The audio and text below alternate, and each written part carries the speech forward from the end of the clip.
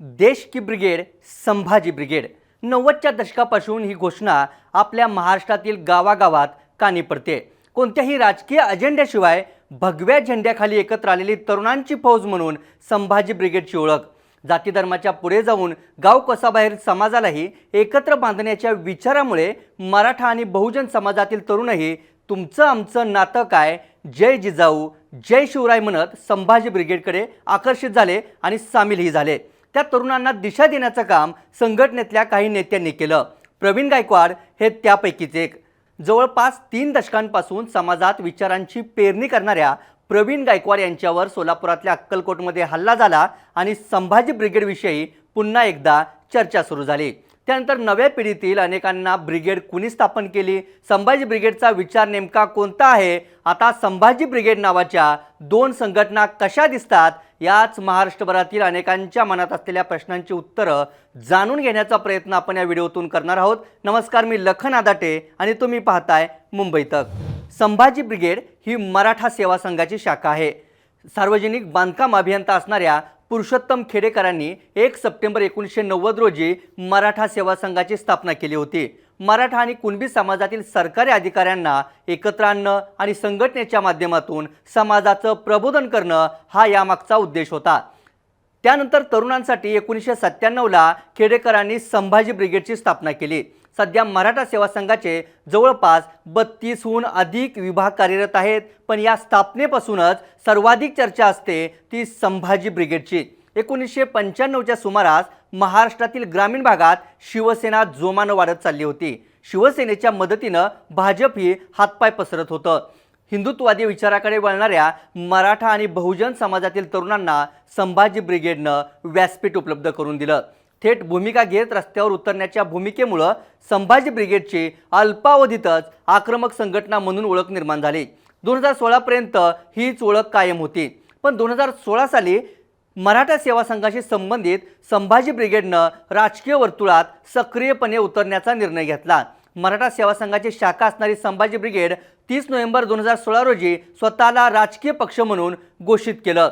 संभाजी ब्रिगेडचे तत्कालीन अध्यक्ष मनोज आखरे हेच पक्षाचे प्रमुख झाले आणि पुरुषोत्तम खेडेकरांचे पुत्र सौरभ खेडेकर हे सरचिटणीस झाले। तर थेट राजकारणात उतरण्यास याला संघटनेतील काहींचा विरोध होता। प्रवीण गायकवाड यांच्यासारख्या पदाधिकाऱ्यांनी आणि काही मराठा कार्यकर्त्यांनी संभाजी ब्रिगेड नावानेच आपलं काम सामाजिक क्षेत्रात सुरूच ठेवलं। रविवारी प्रवीण गायकवाड सोलापुरातील अक्कलकोटमध्ये एका सत्कार सोहळ्यासाठी गेले असता शिवधर्म फाउंडेशनच्या दीपक काटेसह त्यांच्या कार्यकर्त्यांनी प्रवीण गायकवाड यांच्यावर आधी शाई ओतली, नंतर गाडीच्या काचाही फोडल्या। त्यानंतर हा हल्ला कट होता, विचार संपवण्याचा डाव होता म्हणत प्रवीण गायकवाड यांनी गंभीर आरोप केले। शिवधर्म फाउंडेशनचा प्रमुख दीपक काटे हा भाजपचा पदाधिकारी असल्याची चर्चा आहे। संभाजी ब्रिगेड नावातील शंभूराजेंचा एकेरी उल्लेख टाळावा अशी मागणी असल्याचं दीपक काटेनं सांगितलं होतं। यातील कायद्याचा पेच गायकवाड यांनी समजावून सांगितल्यानंतरही हा राडा झाला। याशिवाय स्वामी समर्थांवरील वक्तव्यावरून प्रवीण गायकवाडांवर काटेसह त्याच्या फाउंडेशनचा रोष होता अशी माहिती सुद्धा आता समोर येते। पण हे पहिल्यांदाच घडतंय का, तर नाही।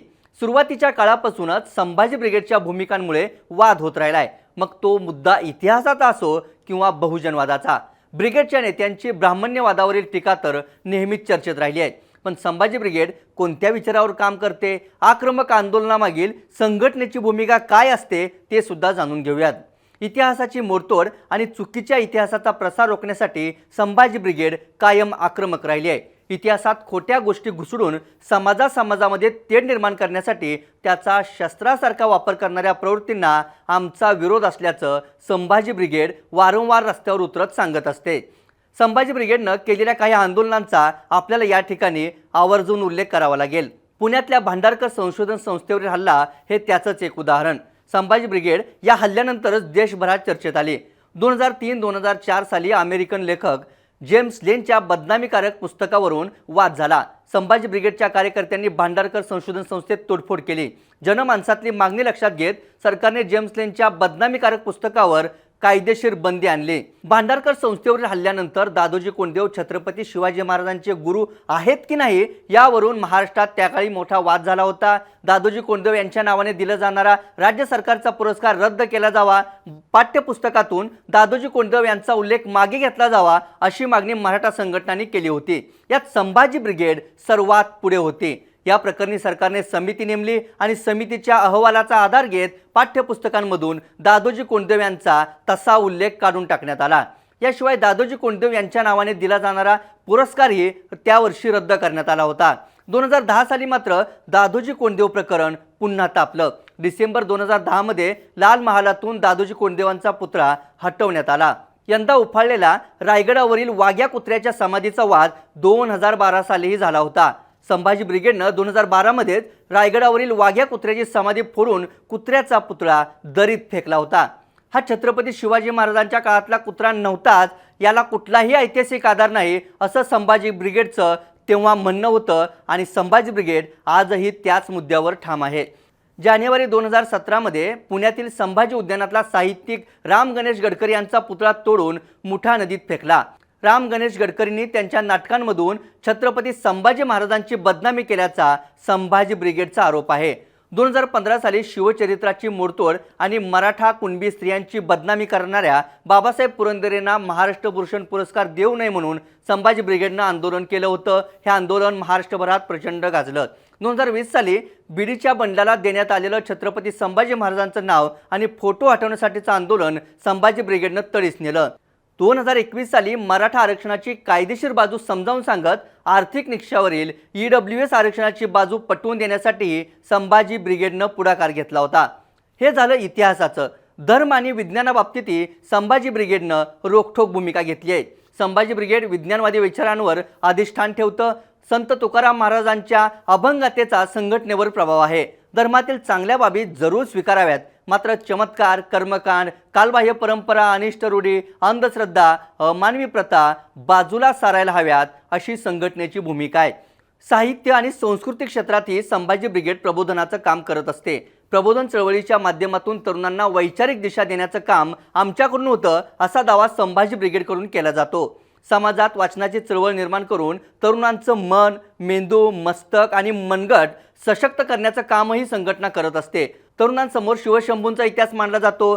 साळुंके, मामद देशमुख, पुरुषोत्तम खेडेकर यांच्या छत्रपती शिवाजी महाराज आणि त्यानंतरच्या इतिहासाची मांडणी करणाऱ्या पुस्तकांचा प्रसार आणि प्रचारही संघटनेकडून केला जातो। अलीकडच्या काळात विशेषतः 2022 पासून मराठा कम्युनिटी ही बिझनेस कम्युनिटी व्हावी हे ध्येय घेऊन संभाजी ब्रिगेड कामाला लागली आहे। शिवरायांच्या अहत तंजावर तहत पेशावर अवघा मुलूक आपला या संकल्पनेवर निष्ठा ठेवून संभाजी ब्रिगेडनं अहत ऑस्ट्रेलिया तहत कॅनडा अवघा मुलूक आपला ही नवीन संकल्पना मांडली आहे। नवी दिशा, नवी विचार हे ब्रीद घेऊन संभाजी ब्रिगेडनं समाजाला आरक्षणाच्या अकडून अर्थकारणाच्या अकडे घेऊन जाण्याचं उद्दिष्ट ठेवलंय। यासाठीच उद्योजक मेळावे, रोजगार मेळावे घेऊन युवक युवतींना देश परदेशात उपलब्ध असणाऱ्या उद्योग, व्यवसाय, रोजगार आणि शिक्षणाच्या संधीविषयी माहिती आणि मोफत मार्गदर्शन दिलं जातं। आज याच माध्यमातून मराठा समाजातील हजारो तरुण तरुणी आखाती देश, ब्रिटन, युरोपसह ऑस्ट्रेलिया, कॅनडा आणि अमेरिकेत नोकरी करत असल्याचा संभाजी ब्रिगेडचा दावा आहे। त्यामुळे इतर संघटनांपेक्षा पुरोगामी विचारधारा असणारी संभाजी ब्रिगेड आपल्याला वेगवेगळ्या पातळीवर लढाई करताना दिसते। पण संभाजी ब्रिगेडचं काम काही जणांना हिंदुत्ववादी भूमिकेच्या विरोधात वाटतं। गेल्या काही दिवसांमध्ये संभाजी ब्रिगेडमधील आक्रमकताही कमी झाली होती। इतरांना अल्टिमेटम देत आंदोलन तडीस नेणाऱ्या संभाजी ब्रिगेडला शिवधर्म फाउंडेशननं अनेकदा इशारा दिला होता। त्यातूनच प्रवीण गायकवाड यांच्यावरील ही हल्ल्याची घटना घडली। पण आता कार्यकर्त्यांचं जाळं पुन्हा ॲक्टिव्ह करत दोन्ही संघटना पुन्हा एकदा एकत्र आवाज उठवू शकतात। इतर मराठा संघटनांची साथ आणि संभाजी ब्रिगेड पुन्हा एकदा मैदानात उतरली तर राजकीय आणि सामाजिक समीकरणं बदलण्याची शक्यता नाकारता येत नाही। आज दुसऱ्या राजकीय पक्षामध्ये काम करणाऱ्या आणि संभाजी ब्रिगेडमध्ये काम केलेल्या नेत्यांची संख्या मोठी आहे। संभाजी ब्रिगेडच्या दोन्ही संघटनांमधील कार्यकर्त्यांनी प्रवीण गायकवाड यांच्यावर हल्ल्यानंतर रोष व्यक्त केला आहे। हे चित्र पाहता हिंदुत्ववादी, बहुजनवादी, पुरोगामी या शब्दांवरून महाराष्ट्रातलं राजकारण ढळून निघू शकतं। त्यामुळे संभाजी ब्रिगेडसारखी विचार पेरणारी संघटना पुन्हा आपल्या जुन्या अंदाजात रस्त्यावर उतरली तर राज्यातलं वातावरण आणखी स्फोटक होण्याची शक्यता नाकारता येत नाही। या व्हिडिओ तिथंच थांबूयात। प्रवीण गायकवाड यांच्यावरील हल्ला संभाजी ब्रिगेडचा पुरोगामी विचार संपवण्याचा कट होता का? शिवधर्म फाउंडेशनचा प्रमुख दीपक काटे हा भाजपचा पदाधिकारी आहे का? मुख्यमंत्री फडणवीस या प्रकरणात जातीनं लक्ष घालून कारवाई करतील का? राजकीय पक्षांमध्ये विभागला गेलेला कार्यकर्ता एकजुटीनं संभाजी ब्रिगेडच्या माध्यमातून जनतेला मजबूत पर्याय देईल का? याबाबत तुम्हाला काय वाटतं ते आम्हाला कमेंट करून नक्की कळवा। ताज्या घडामोडी आणि अचूक विश्लेषणासाठी मुंबई तकला सबस्क्राईब करायला विसरू नका। धन्यवाद।